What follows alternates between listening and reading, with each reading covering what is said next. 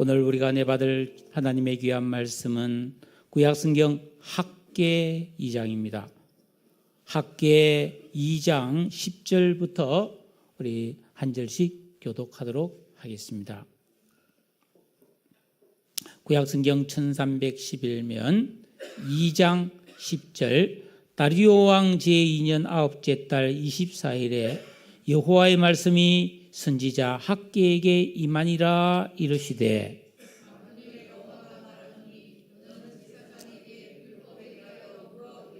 사람이 옷자락에 거룩한 고기를 샀는데 그 옷자락이 만일 떡에나 국에나 포도주에나 기름에나 다른 음식물에 닿았으면 그것이 성물이 되겠느냐 하라. 학개가 물음에 제사장들이 대답하여 이르되 아니니라 하는지라.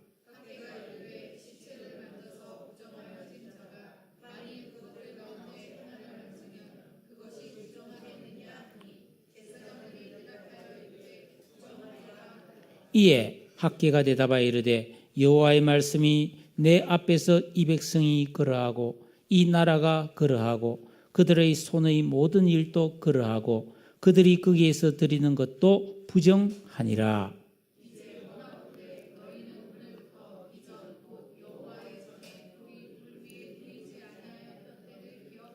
그때에는 20고르 곡식더미에 이른 적 10고르 뿐이었고 포도즙 틀에 50고르를 기르러 이른 적 20고르 뿐이었었느니라.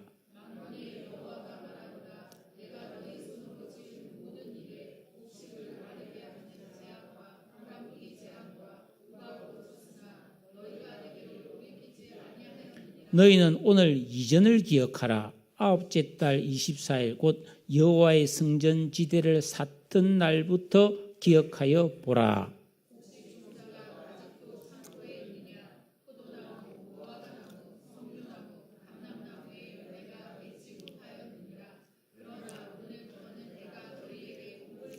그달 24일에 여호와의 말씀이 다시 학개에게 임하니라 이르시되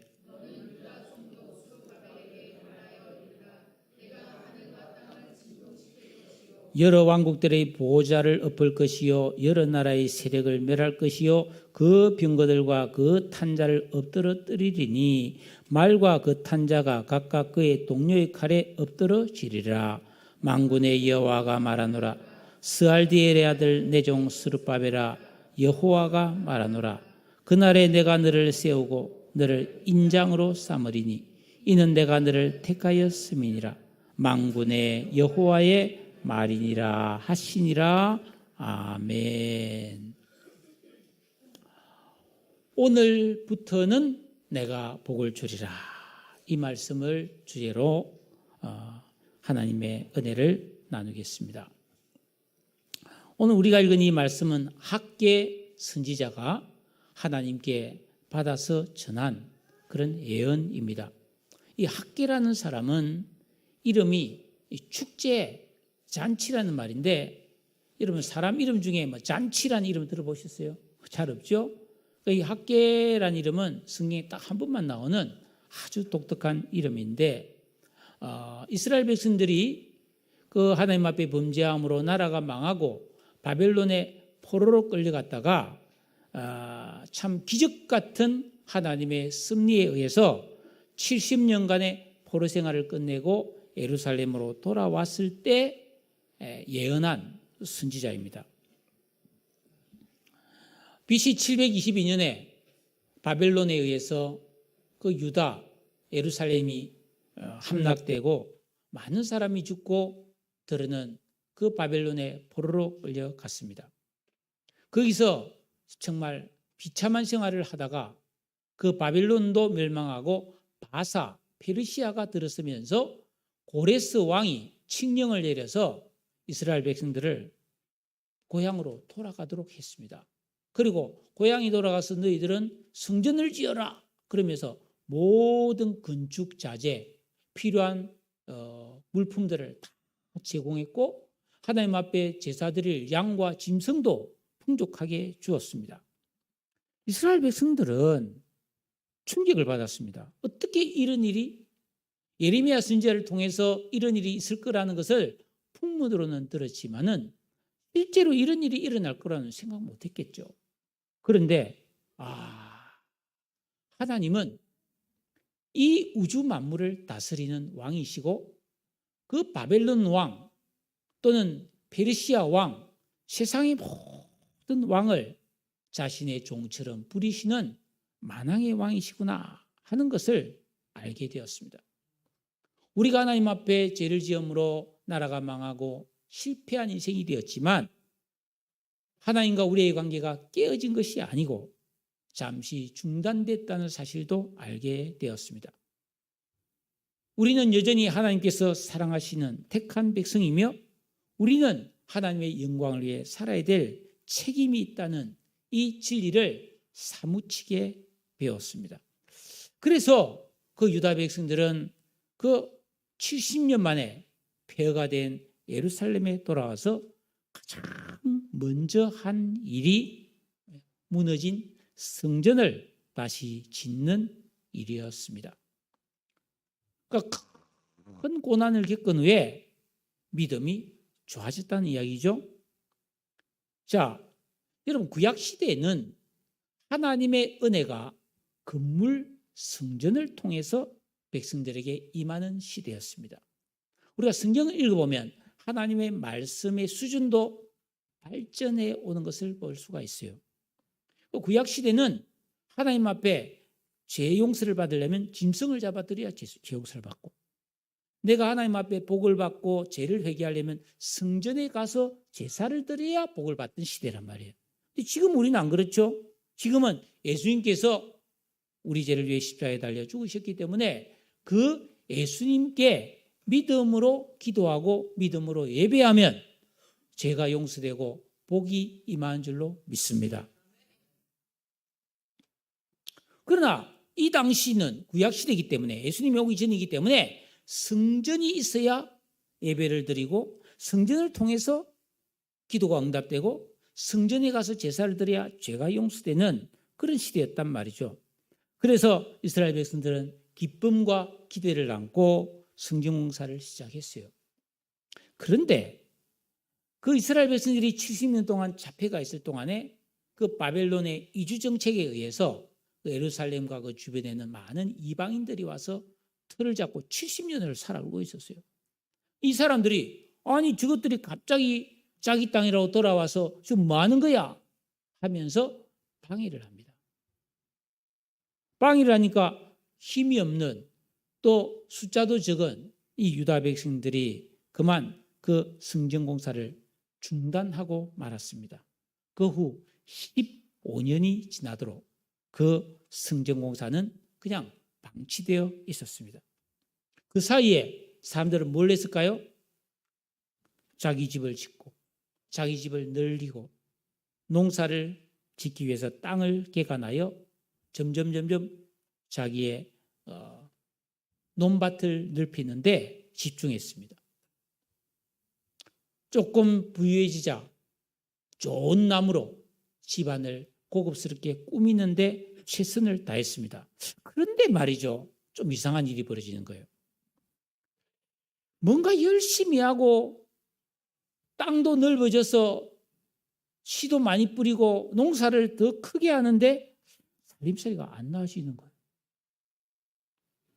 여러분, 지금 우리나라도 한번 보십시오. 우리나라가 분명히 과거보다 잘 살게 됐잖아요. 나라가 부강해진 것 같아요. 선진국에 다 되는 것 같아요. 소득이 늘었어요. 근데 이상하게 힘들게 사는 사람이 너무 많은 거예요. 청년들이 너무 힘들다고 그래요. 자영업자들이 한 달에 100만 원도 못 벌고 자영업자들이 진 빚이 어마어마하게 늘고 있다. 그런 폐업하는 사람이 너무 많다. 경제가 너무 어렵다. 이런 소식이 항상 들리고 있다 이 말이에요. 왜 그럴까요? 분명히 잘 살게 된 건 틀림없는 것 같은데 여전히 먹을 게 없어서 그냥 죽는 사람도 있고 노숙자도 있고 그렇잖아요. 소득은 늘었는데 물가가 오르고 이래서 오히려 실질 소득은 줄어드는 그래서 풍요 속에서 가난을 느끼는 거예요. 너무 나가는 돈이 많아. 옛날에 비해서. 옛날에 그냥 밥만 먹으면 되는데 지금은 핸드폰 값도 나가고 뭐 정수기 값도 나가고 정전기 값도 나가고 막 보험료도 나가고 막 나가는 게 너무 많은 거라. 이스라엘 백성들이 분명히 잘 살기 위해서 애쓰고 일을 열심히 했는데 삶이 안 피는 거예요. 이상하다. 왜 이렇지? 왜 이렇지? 한데 학개 선지자가 하나님 말씀을 전합니다. 1장 5절 6절에 보니까 너희는 너희의 행위를 살필지니라. 너희가 많이 뿌릴지라도 수확이 적으며 먹을지라도 배부르지 못하며 마실지라도 흡족하지 못하며 입어도 따뜻하지 못하며 일꾼이 싹을 받아도 그것을 구멍 뚫어진 전대 주머니에 넣음이 되나니라. 하나님께서는 분명히 성전을 지으라고 말했어요. 왜냐하면 그 성전을 통해서 하나님이 복을 주시는 시대니까. 그런데 그 성전 공사를 방치해 놓고 하나님의 은혜와 도우심 없이 내 스스로 노력해서 잘 살려보려고 애를 쓴 것은 결국 헛되이 수고에 불과하더라라는 말씀입니다. 그래서 학개는 1장 9절에서 이렇게 말씀합니다. 너희가 많은 것을 바랐으나 도리어 적었고 너희가 그것을 집으로 가져갔으나 내가 불어버렸느니라. 만군의 여호와가 말하노라. 이것이 무슨 까닭이냐? 내 집은 황폐하였으되 너희는 각각 자기의 집을 짓기 위하여 빨랐음이라.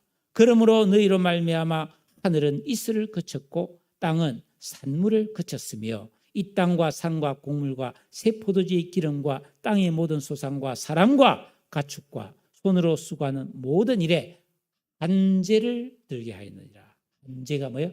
가뭄이에요. 가뭄. 인생에 가뭄이 왔다. 힘든 겁니다. 비가 안 오는 날씨 가뭄도 힘들지만 인생에 가뭄이 온다. 인생에 홍수가 났다. 이것도 보통 심각한 말이 아닙니다. 오늘 이 말씀은 예수 믿고 구원받은 우리 성도들이 지켜야 될 삶의 우선순위에 대해서 깨우쳐 주시는 말씀입니다. 여러분, 예수 믿고 구원받은 성도가 이 세상을 사는 방식은 안 믿는 사람과는 달라요. 안 믿는 사람은 열심히 노력해서 일 많이 하면 많이 법니다. 근데 예수 믿는 사람은 다르게 살아야 돼요. 열심히 살되 먼저 하나님을 섬겨야 해요. 예배도 드리고 기도도 하고 은혜 생활을 해야 내가 하는 모든 일에 하나님 은혜가 더해져서 아름다운 복을 누리게 될 줄로 믿습니다. 그거 모르고 그냥 냈다 열심히 한다고 막 좀 되는 것 같은데 제자리, 좀 되는 것 같은데 제자리 그래요.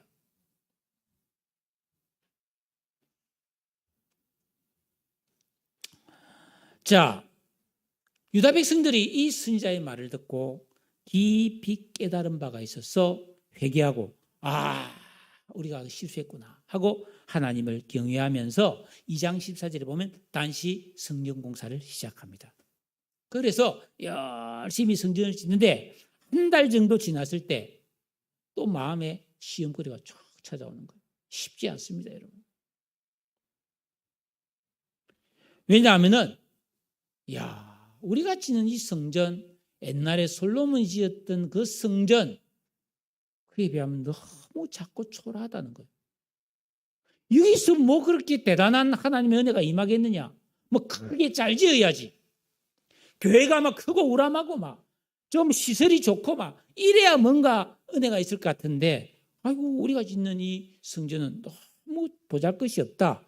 이게 성전 역할을 할 수 있을까? 하면서 어떤 열등감이나 그런 초라함에 의심이 생기기 시작했습니다. 그러자 또 하나님께서 즉시 학개를 통해서 말씀을 전합니다. 2장 6절에 너희들을 보기에 이 눈에 볼 때 이게 참 보잘것없게 보일지라도 마음을 굳세게 하여 성전 공사를 계속하라. 옆에 성경을 읽어보면 나옵니다. 6절에 만군의 여호와가 이같이 말하노라. 조금 있으면 내가 하늘과 땅과 바다와 육지를 진동시킬 것이다. 7절에 이 성전에 영광이 충만할 것이다. 9절에 이 성전의 나중 영광이 이전의 영광보다 클 것이다. 만군의 여호와의 말이니라. 내가 이곳에 평강을 주리라. 너희들 볼 때 보잘것없다. 너희들 볼 때 너무 작다. 아니다 이 말이에요. 하나님의 은혜, 하나님의 능력, 하나님의 평강, 하나님의 영광은 크기나 화려함에 달린 게 아니라 진정한 믿음에 달린 줄로 믿으시기 바랍니다.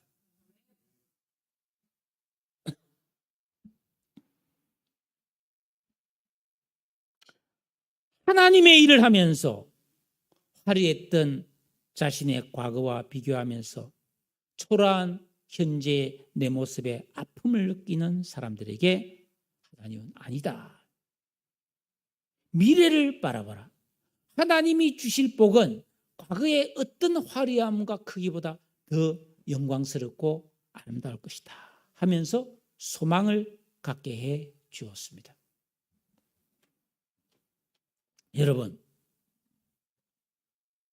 내가 과거에 어떤 화려한 삶을 살았을지라도 하나님을 바르게 믿고 하나님을 올바르게 섬기고 하나님께 복을 받으면 과거보다 훨씬 더 아름다운 복과 은혜를 누리게 될 줄로 믿으시기를 바랍니다. 그렇습니다. 구원받은 성도의 삶의 승리와 영광은 현재가 아니라 하나님이 약속하신 미래에 있는 것입니다. 저를 따라합시다. 내 인생의 가장 좋은 날은 아직 오지 않았다. 앞으로 하나님이 주실 것이 훨씬 더 크고 아름다울 것을 소망하시기를 바랍니다. 그러니까 믿음을 지키면서 내가 겪는 현재의 고난은 장차 내가 받을 영광과 비교할 수 없는 것입니다. 이 말씀을 하니까 이스라엘 백성들이 그렇구나, 우리가 몰랐구나 하고 또 용기를 얻어서 열심히 또 성경공사를 시작했습니다.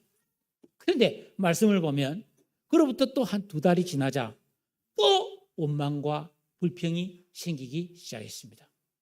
예. 오늘 우리 예배당에 윤태희 아가씨가 왔어요. 예. 여러분, 교회 안에 이런 아기가 있다는 것도 축복이죠, 그죠? 얼마나 예쁜지 모르겠어요. 좀 장난치도 봐준다. 예.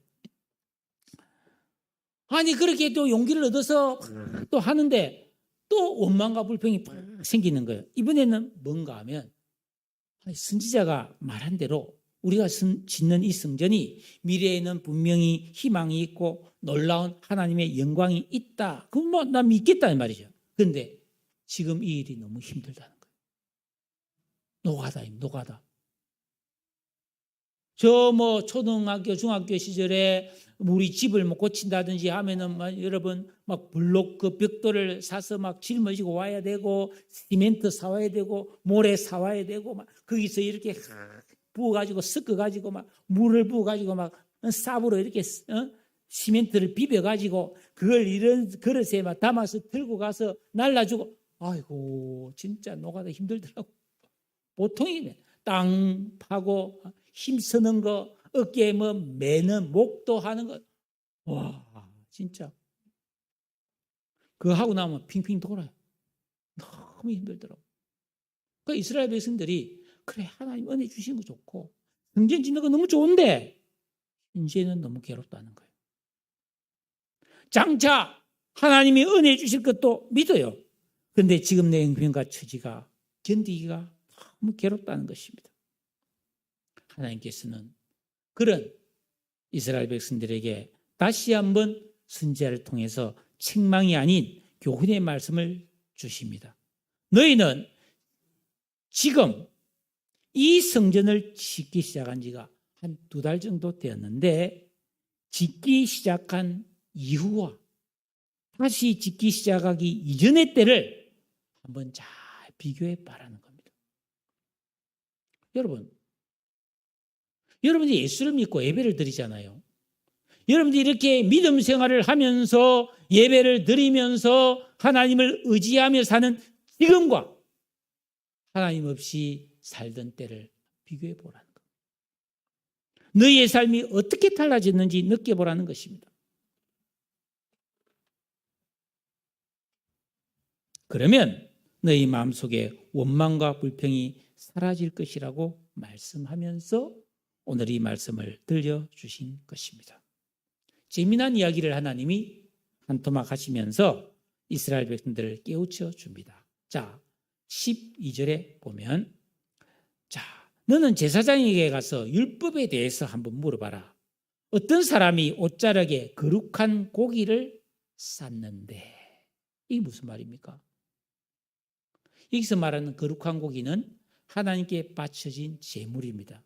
그러니까 짐승을 잡아 제사를 드리는데 번제 제사는 모든 고기를 제가 될 때까지 태워서 없앱니다. 그러나 다른 제사는 짐승을 잡아서 뭐 내장이라든지 그런 특성 부위만 태워서 드리고 고기는 사람들이 나눠 먹었단 말이죠. 제사장도 먹고 백성들도 나눠 먹었어요. 그런데 그 고기는 하나님 앞에 드려졌던 제물이기 때문에 거룩한 고기라고 레위기 6장 27절에 적혀져 있어요. 그런데 그 고기를 샀던 옷, 보자기, 수건 같은 게 고기를 이렇게 샀다 칩시다. 그럼 그 수건은 거룩해요, 안 거룩해요? 그건 안 거룩한 거예요. 그런데 그거에 고기가 좀 묻어 있다고 할지라도 그것을 다른 음식에 갖다 대면 그 음식도 거룩해지겠느냐 물어보고 제사장이 아이 그건 아니죠 이렇게 말했다는 겁니다. 그러면 두 번째 문제입니다. 어떤 사람이 누가 죽어서 시신을 염하고 시신을 관에 넣고 그 시신을 장례쳤다. 그러면 레위기 말씀 딱 보면은 이런 사람은 22장 4절에 하루 동안 부정하다라고 되어 있습니다. 그 지금도 마찬가지 아닙니까? 시신을 만지거나 이러면 위생상으로도 굉장히 안 좋잖아요. 깨끗이 씻어야죠. 그래서 이렇게 부정한 사람은 반드시 목욕을 하고 하루가 지난 다음에 다시 부정함이 없어진다고 성경이 되어 있습니다. 그러면 이 사람이 그 하루 동안 목욕하기 전에 시신 만진 손으로 다른 걸 만지면 그게 부정해지겠느냐 물어보니까 제사장이 그건 부정해진다고 되어 있어요. 왜? 예를 들어서 뭐 우리가 병균에 오염됐거나 아니면 그런 시신을 만졌던 손을 다른 걸 맞으면 그건 부정해진다. 성경이 말이죠. 이걸 지금 무슨 말을 하고 있는 걸까요?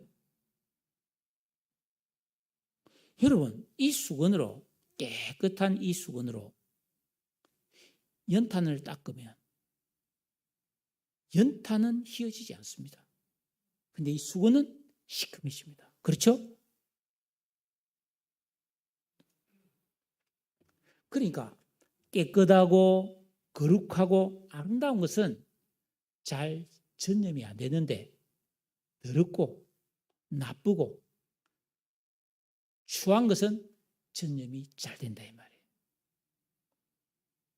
그게 14절 말씀입니다. 이에 학개가 대답하여 이르되 여호와의 말씀에 내 앞에서 이 백성이 그러하고 이 나라가 그러하고 그들의 손의 모든 일도 그리하고 그들이 거기에서 드리는 것도 부정하다. 그러니까 그 이스라엘 백성들이 포로에서 돌아와서 하나님 앞에 예배도 드리고 선지자의 말씀을 들었습니다. 그들에게 거룩하신 말씀과 영적인 삶이 어떠한 것을 가르쳤는데도 그들은 잘 안 변하더라는 겁니다. 잘 안 거룩해지는 거예요. 예배는 들었는데 말씀은 들었는데 여간에서 거룩해지지 않는 거예요. 여전히 부정하고 누추한 은행심사로 살더라는 것입니다. 만약에 우리 성도 가운데 지금 예배를 드리는데 하나님이 은혜를 주셔가지고 막 눈물을 흘리면서 주님 하면서 막 은혜를 크게 받았어. 그래서 막 눈이 바짝바짝 하면서 봉사도 열심히 하고 막 찬송도 열심히 부르고 막 열심히 막 믿음 생활을 합니다. 오, 저 집사님, 어이구 저 청년 하나님 은혜 받았구나. 성도들이 압니다. 그렇다고 해서 야 나도 저 사람처럼 저렇게 은혜 받고 더 믿음 생활 잘해야 되겠다. 그렇게 결단하는 사람들이 많아지면 얼마나 좋겠어요. 그런데 믿음 생활 잘하네 그러면서 잘 안 변한다 이 말입니다. 이스라엘 백성들이 그랬다는 겁니다.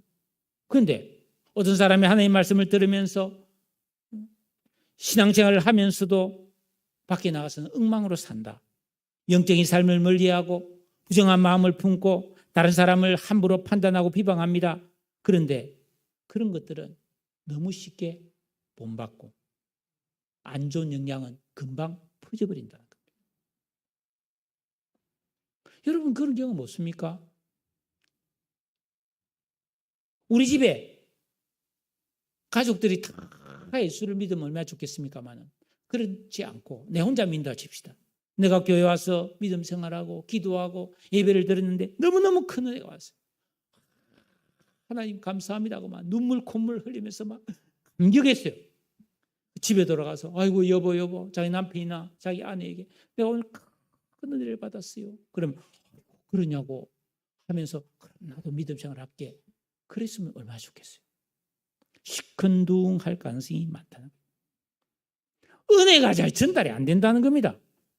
반대로 내가 교회를 다니는데 집에 가서 안 믿는 가족들에게 막 교회가 이게 문제고 막 이 어떤 집사님이 이렇고 어떤 장로님이 이렇고 막 우리 목사님도 이상하고 막 이래 말하면 그런 것들은 솔깃하게 듣고 같이 비판하는 이런 부정적인 영향은 너무나 잘 받아들인다는 겁니다.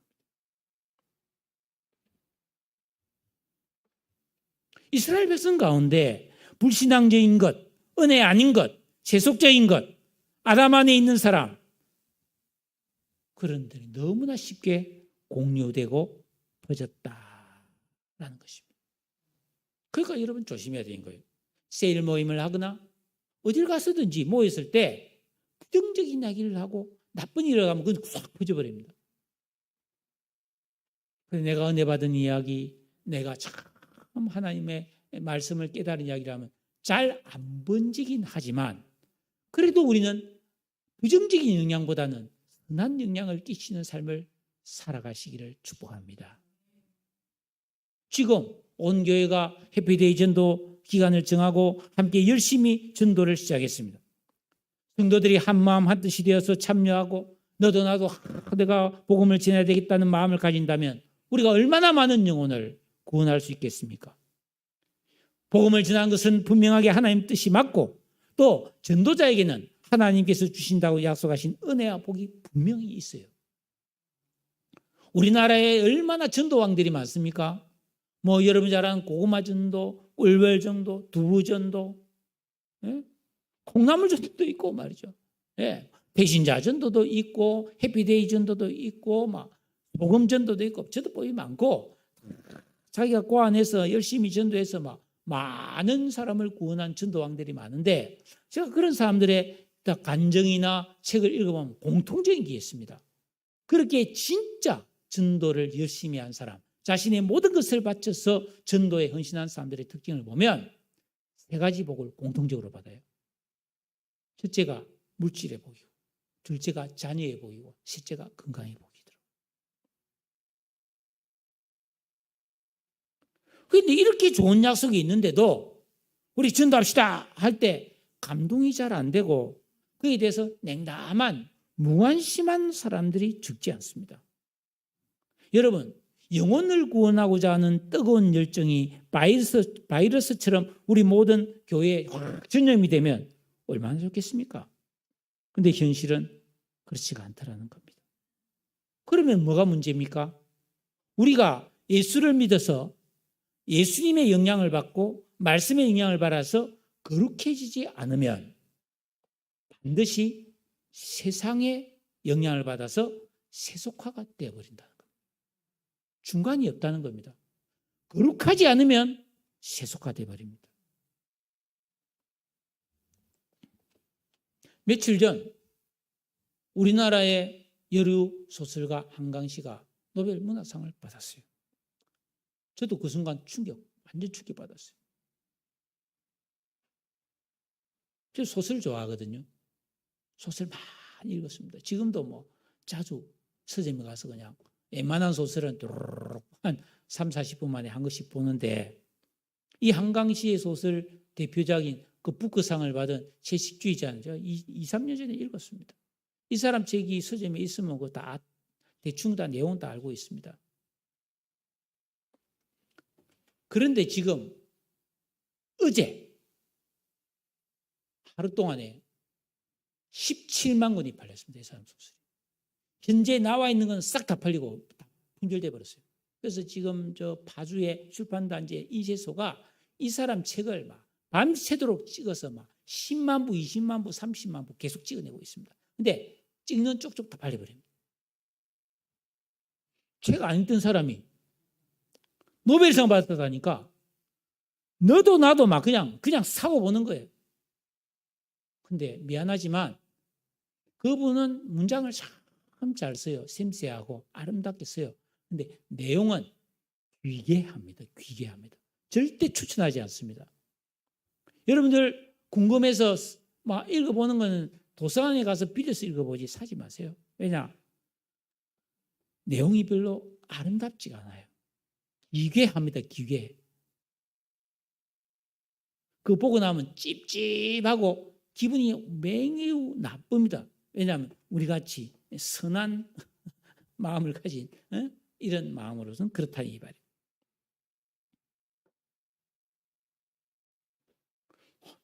노벨상 받은 건 대단한 일이죠.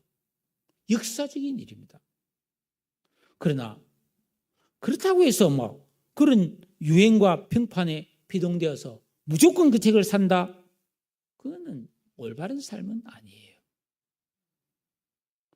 네.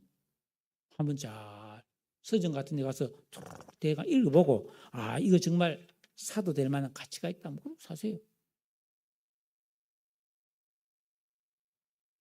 그런데 그 내용이 참 비정상적인 성적인 이야기가 많고 아주 그렇기 때문에 이게 별로 좋은 내용이 아니다. 안 좋은 영향을 많이 받을 가능성이 있다. 저는 그렇게 보고 있거든요. 근데 그런 영향은 잘도 받는 거예요. 이 세상을 한번 봐보세요. 저는 어떤 영화를 봐도 감동적인 이야기, 아름다운 영상이 있는 그런 걸 아주 좋아하는데 그런 영화가 잘 안 나오더라고. 무서운 공포 영화, 막 치고받고 부수는 영화, 막 영웅이 나와서 막 그냥 막 악인을 막 때려 부수는 그런 복수하는 영화가 많지. 진짜 감동적인 아름다운 영화는 잘 없어. 왜? 왜 그럴까요? 이 대중문화가 그만큼 사람들이 악해졌기 때문에 거기에 편승했다 이 말이죠. 그럼 우리는 이런 세상에 살면서 우리는 말씀과 기도를 통해 거룩으로 나가야 되는데 이걸 안 하면 어떻게 돼요? 세상에 물들어서 세속화되어 버리는 거예요. 성오염에 우리도 휩쓸려 버리고 만다는 겁니다. 선지자는 백성들에게 각성을 촉구합니다. 15절에 뭐라고 되어 있습니까? 이제 청하건대 너희는 오늘부터 이전 곧 여호와의 전이 돌이 돌 위에 놓이지 아니하였던 때를 기억하라.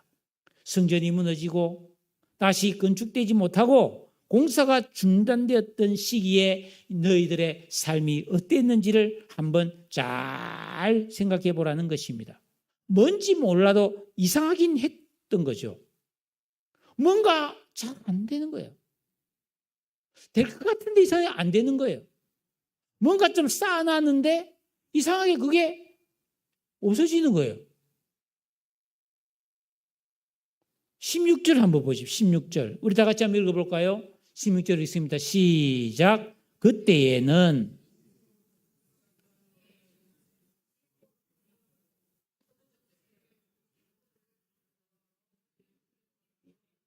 이 고르라는 말은 그 부피를 내는 건데 220리터 정도 됩니다. 1고르가. 어쨌든 간에 농부가 막 농사를 지어서 추수를 해서 곡식더미를 많이 쌓아놨어요. 이 정도면은 살이 한 50가마는 나오겠다. 추수하면, 탈곡하면. 탈곡을 또르르르 했는데 20가마밖에 없는 거예요. 기대의 절반이야. 왜죠? 죽정이가 많았다는 겁니다. 오래전에 어떤 목사님을 만났는데 산에 밤 주우러 가자는 거예요. 가을에. 좋다고. 가을 보니까 막 산에 밤이 많이 떨어졌어요. 열심히 지어서 예쁜 거를 절반이 썩어 있더라고. 다 버렸어요. 여러분, 포도를 수확해서 포도주스에서 밟아서 포도즙을 했는데 포도즙이 여기 보니까 뭐예요? 50고르. 예를 들어서 50병이 나와야 되는데 20병밖에 안 나와요. 그것도 어디 가버렸어요? 이게 무슨 의미일까요?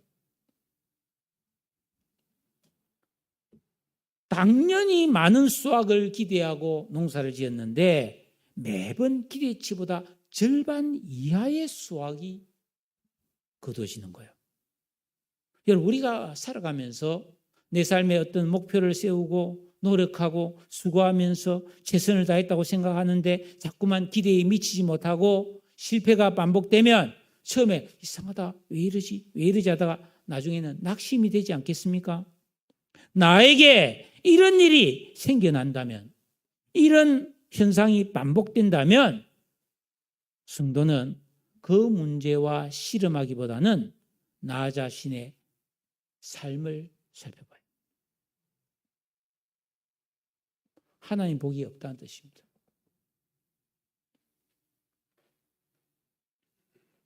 성경은 말합니다. 심고 물 주는 것은 나지만은 열매를 맺게 하시는 분은 누구다? 하나님이다. 그걸 모르면은 이상하다 하면서 막 여기저기 돈 끌어대서 투자하는데 다 같이 망하는 길이 될 확률이 높습니다. 왜? 잠언 16장 9절에 사람이 마음으로 자기의 길을 계획할지라도 그의 걸음을 인도하시는 분은 하나님이시고 16장 20절에 삶과 말씀에 주의하는 자는 좋은 것을 얻나니 여호와를 의지하는 자는 복이 있느니라. 그러니까 우리는 예수를 믿었기 때문에 하나님이 내 삶에 복을 주지 않으면 아무리 발버둥 쳐도 안 된다는 뜻이에요. 왜? 믿음으로 살면서 하나님을 의지하고 복을 받아야 그 사람이 영원히 잘 되기 때문에. 그러니까 세상 방식으로 살면 안 됩니다. 예수 믿는 사람은.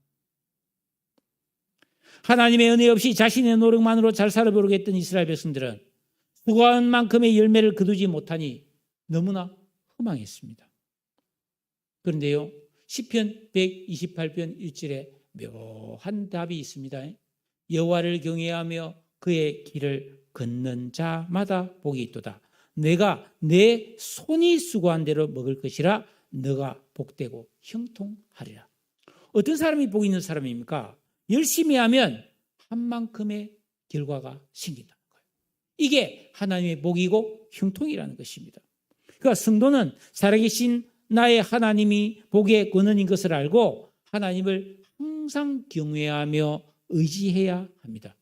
농부가 농사를 짓고 사업가가 사업을 하고 부모가 자식을 기르고 직장을 다니고 학생이 공부하고 진로를 탐색하는 것도 당연히 그리스도인은 하나님을 먼저 경외하고 그 뜻대로 행해야 잘 되고 하나님의 복이 있음을 여러분은 기억하시기를 바랍니다. 이게 옛사람의 감성으로는 못 깨닫습니다.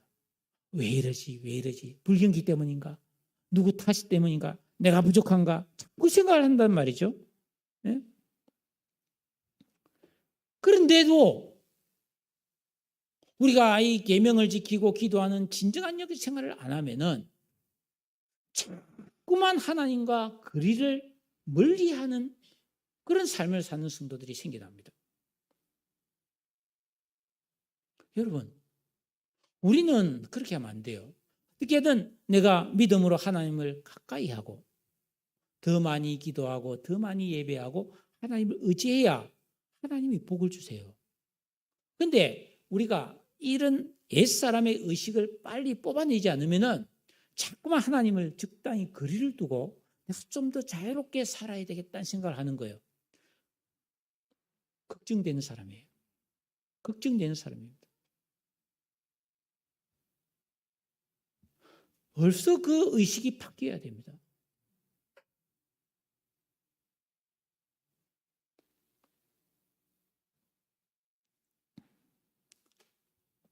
18절, 19절 보면은 뭐라고 되어 있습니까?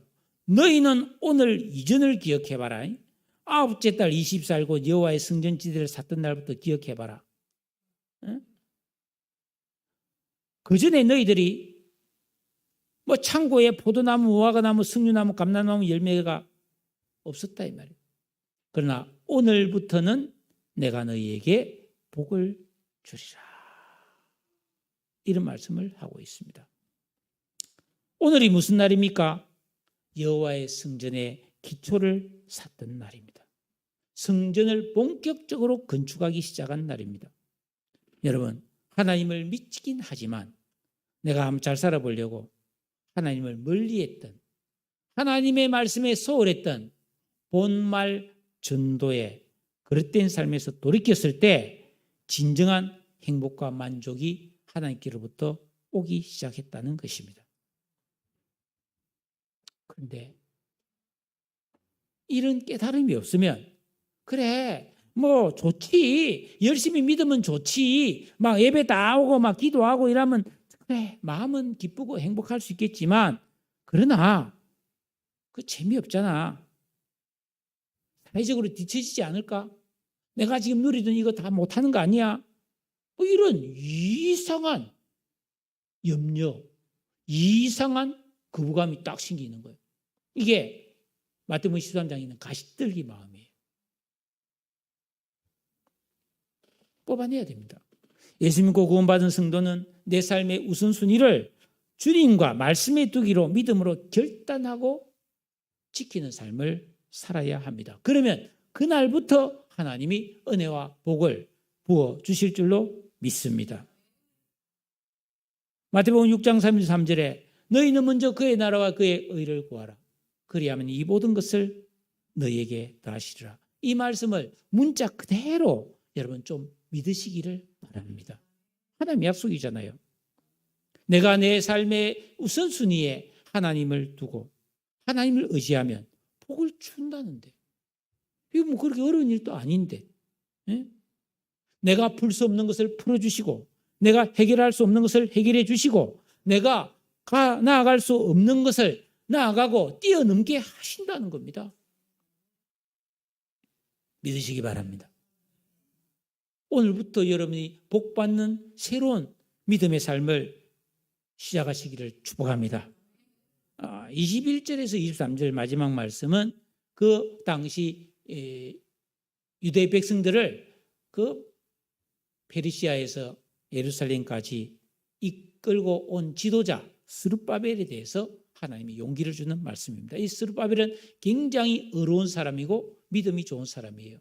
그런데 하나님과 오락가락하는 백성들 사이에서 너무너무 고생을 했어요. 말을 안 들으니까. 그런데 하나님께서 그 스룹바벨에게 낙심하지 말고 하나님의 능력, 하나님의 약속을 믿고 열심히 너의 하는 일을 계속하라는 것입니다. 그래서 23절에 그날에 내가 너를 세우고 너를 인장으로 삼으리니 이는 내가 너를 택하였다. 인장은 뭐예요? 도장이죠. 신분을 나타냅니다. 너가 곧 나다는 거예요. 너는 나의 대리자다 이 말입니다.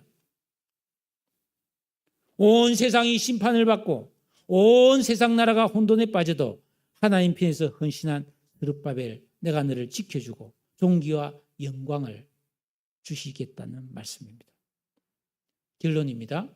구원받은 성도의 인생은 내가 수고해서 이룬 업적과 성과보다 하나님께서 베풀어 주시는 은혜가 더 좋은 것을 믿으셔야 합니다. 그것이 진짜 나에게 영원한 복이 되는 것입니다. 여러분 결단하십시오. 나는 오늘부터 계명을 지키겠다고. 세상을 향한 시간을 줄이고 요새 유행한 숏폼 짧은 영상들 유튜브에 눈을 떼지 못하고 이것저것 1시간, 2시간 보는 그런 시간을 줄이고 하나님을 향한 기도의 시간을 확보하고 성경을 읽고 무릎 꿇는 여러분이 되시기를 바랍니다. 그러면 참된 평강과 복이 올 것입니다. 하나님을 경외하는 진정한 믿음의 길로 돌이킨 성도는 하나님의 기쁨이 되고 하나님의 기쁨은 곧 나에게 영광과 평강과 복이 되는 것을 믿으시기 바랍니다. 이 길을 갑시다. 기도하겠습니다. 오늘 말씀은 단순한 이야기입니다. 순종과 불순종의 결과는 너무나 다르다. 순종은 하나님의 경력, 영적 능력과 축복이 오지만 불순종은 흉년과 실패와 좌절과 난처한 문제들이 계속 발생한다는 것입니다. 진정한 믿음의 길을 가는 것이야말로 내 삶에 참된 평화와 복이 되는 길임을 여러분 믿으시고 이 시간 하나님 앞에 헌신하고 결단하면서 기도드리기 원합니다. 다 같이 한번 기도하겠습니다. 사랑의 주님, 감사를 드립니다. 이스라엘 백성들은 그 엄청난 포로 생활에서 돌아왔지만은 그들은 하나님과 멀어졌고 자기 일에 바빴으며